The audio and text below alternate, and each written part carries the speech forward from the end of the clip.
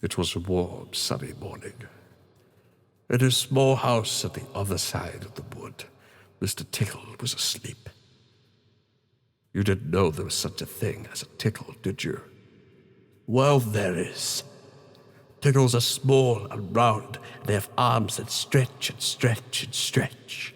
Extraordinary long arms. Mr. Tickle was fast asleep. He was having a dream. It must have been a very funny dream because it made him laugh out loud, and that woke him up. He sat in bed, stretched his extraordinary long arms, and yawned an enormous yawn. Mr. Tickle felt hungry. So do you know what he did?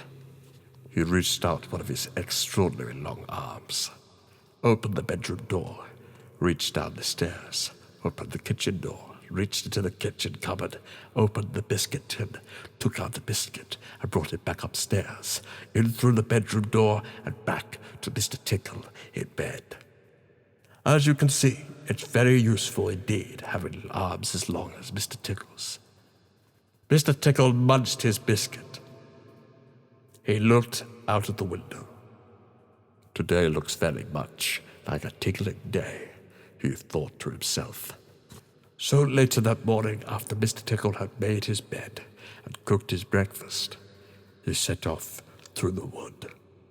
As he walked along, he kept his eyes very wide open, looking for somebody to tickle, looking for anybody to tickle. Eventually, Mr. Tickle came to a school. There was no one about, so reaching up his extraordinary long arms to a high window ledge, Mr. Tickle pulled himself up and peeped through the open window. Inside, he could see a classroom. There were children sitting at their desks, and a teacher writing on the blackboard. Mr. Tickle waited a minute and then reached in through the window. Mr. Tickle's extraordinary long arm went right up to the teacher, paused, and then tickled. The teacher jumped in the air and turned around quickly to see who was there. But there was nobody there.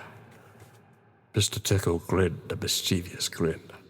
He waited another minute and then tickled the teacher again. This time he kept on tickling until soon the teacher was laughing out loud and saying, "Stop it! Stop it!" over and over again. All the children were laughing too at such a funny sight. There was a terrible pandemonium. Eventually, Mr. Tickle thought that he had had enough fun, so he gave the teacher one more tickle for luck, and then very quietly brought his arm back through the open window. Chuckling to himself, he jumped down from the window, leaving the poor teacher to explain what it was all about, which of course he couldn't. Then Mr. Tickle went to town, and what a day Mr. Tickle had. He tickled the policeman on traffic duty at the crossroads in the middle of town. It caused an enormous traffic jam. He tickled the greengrocer just as he was piling apples neatly in his shop window. The greengrocer fell over backwards, and the apples rolled all over the shop.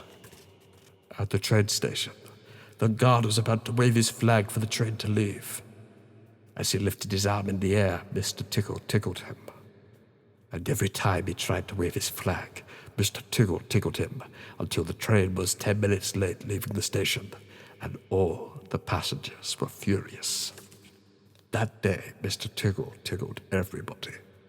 He tickled the doctor. He tickled the butcher. He even tickled old Mr. Stamp, the postman, who dropped all of his letters into a puddle. Then Mr. Tickle went home, sitting in his armchair in his small house at the other side of the wood. He laughed and laughed every time he thought about all the people he had tickled.